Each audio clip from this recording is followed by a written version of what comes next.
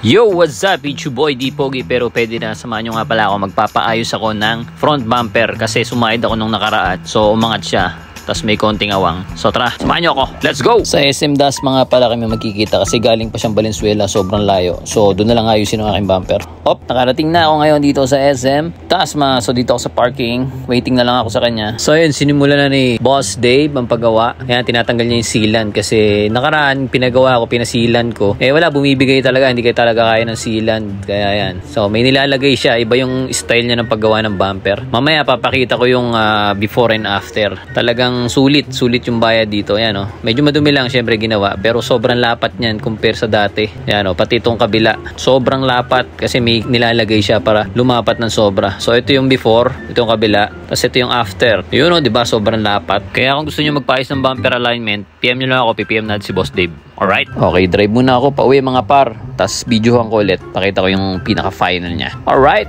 let's go! Just you need some gas on.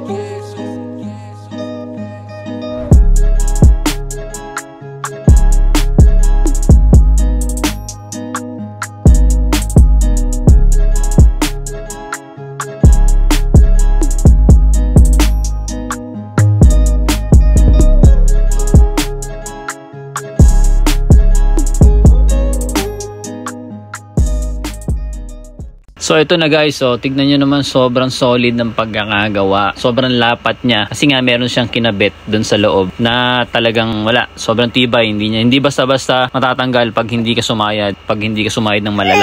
So, di ba baby? Kaya yan, sobrang solid talaga. So siya, kain muna tayo guys, tinola ulam. Let's go! Subscribe, follow for more. Love you, mwah!